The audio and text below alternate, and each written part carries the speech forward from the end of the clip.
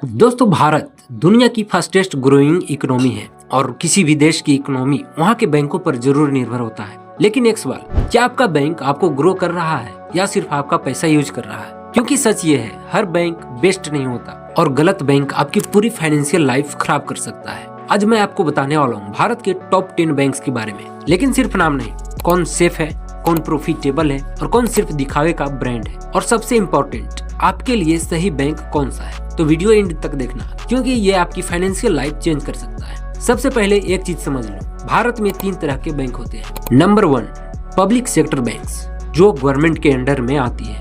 Number 2, private banks, जिस पर किसी खास व्यक्ति का स्वामित्व होता है। नंबर 3, फॉरेन बैंक्स, ये विदेशी बैंक हैं जो भारत के बाहर के हैं। लेकिन असली गेम चलता है पब्लिक वर्सेस प्राइवेट में। पब्लिक बैंक सेफ लेकिन स्लो, प्राइवेट बैंक फास्ट लेकिन चार्जेस ज्यादा। अब देखते हैं इंडिया के टॉप 10 बैंक। 2026 के हिसाब से भारत के सबसे बड़े बैंक ये हैं। लेकिन भाई, नाम से नहीं, काम से डिसाइड होता है कौन बेस्ट है। तो चलो सबको एक एक करके जानते हैं। Number 1, state bank of India. अगर भारत में किसी बैंक पर सबसे ज्यादा ट्रस्ट है तो वो है SBI।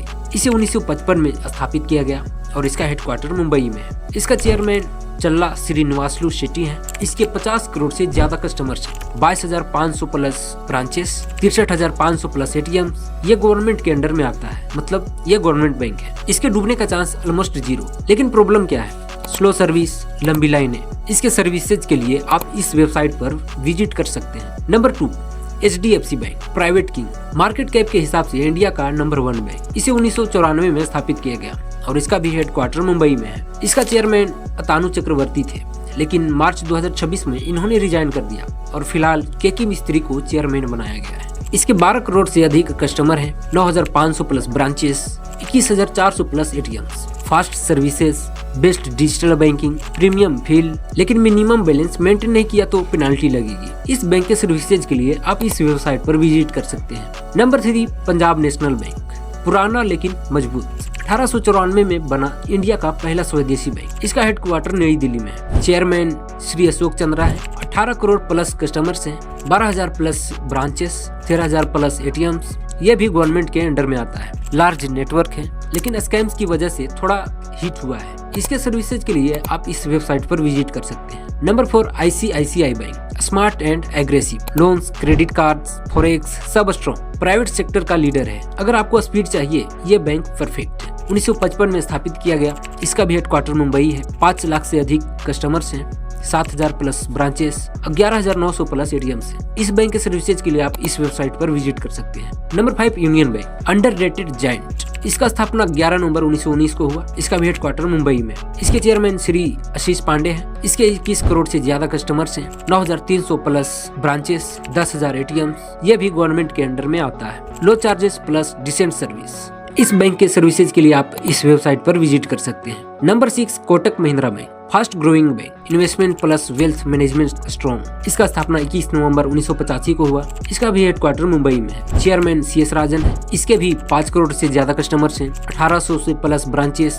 3200 plus ATMs। ये हाई क्लास कस्टमर्स के लिए बेस्ट है। इसके सर्विसेज के लिए आप इस वेबसाइट पर विजिट कर सकते हैं। Number 7, axis bank, third largest private bank, strong corporate banking. इसका स्थापना 3 दिसंबर 1993 में हुआ। इसका हेडक्वार्टर मुंबई में है। इसका चेयरमैन NS विश्वनाथन है। इसके भी ज्यादा कस्टमर्स हैं, 5700 प्लस ब्रांचेस और 14,400 प्लस ATMs। ये बैलेंस्ड ऑप्शन है, ना ज्यादा चीप ना ज्यादा एक्सपेंसिव। इस बैंक के सर्विसेज के लिए आप इस वेबसाइट पर विजिट कर सकते हैं। Number 8, IndusInd bank, NRI plus corporate services strong. इसका स्थापना अप्रैल 1994 में हुआ।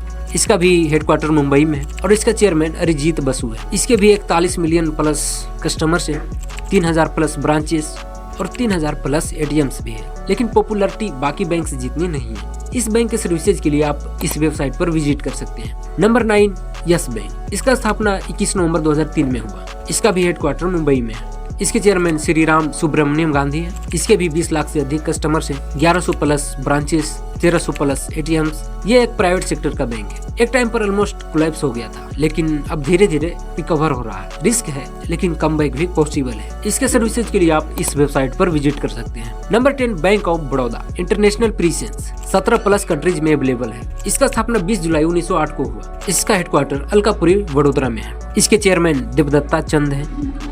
इसके भी 120 मिलियन प्लस कस्टमर्स हैं और 9,600 प्लस ब्रांचेस, 13,400 प्लस एटीएम। यह स्ट्रॉन्ग गवर्नमेंट बैंक है, एसबीआई का छोटा भाई समझ लो। इसके सर्विसेज के लिए आप इस वेबसाइट पर विजिट कर सकते हैं। तो दोस्तों ये थे 2026 में भारत के 10 सबसे बड़े बैंक। अब सबसे इम्पोर्टेंट बात, सबसे बड़ा बैंक बराबर सबसे अच्छा बैंक नहीं होता। बैंक चूज करते समय आपको ये देखना चाहिए ब्रांच आपके पास है या नहीं, चार्जेस कितने हैं, डिजिटल सर्विसेज कैसी है, लोन रेट्स क्या हैं। सच बोलूं, इंडिया में बैंकिंग सिस्टम परफेक्ट नहीं है। पब्लिक बैंक्स मतलब स्लो, प्राइवेट बैंक्स मतलब एक्सपेंसिव, और हम क्या करते हैं, बस अकाउंट खोल लेते हैं बिना सोचे। तो बेस्ट बैंक कौन सा है? अगर सेफ्टी चाहिए तो एसबीआई, अगर स्पीड चाहिए तो एचडीएफसी या आईसीआईसीआई, अगर बैलेंस चाहिए तो एक्सिस या कोटक। लेकिन असली सवाल ये नहीं है बेस्ट बैंक कौन है, सवाल ये है आपके लिए बेस्ट कौन है। अब कमेंट में बताओ आपका बैंक कौन सा है और क्या आप उससे सेटिस्फाइड हो या सिर्फ कॉम्प्रोमाइज कर रहे हो। और अगर आपको ऐसे ही वीडियोस चाहिए तो सब्सक्राइब कर लो, क्योंकि यहाँ सिर्फ सच मिलता है।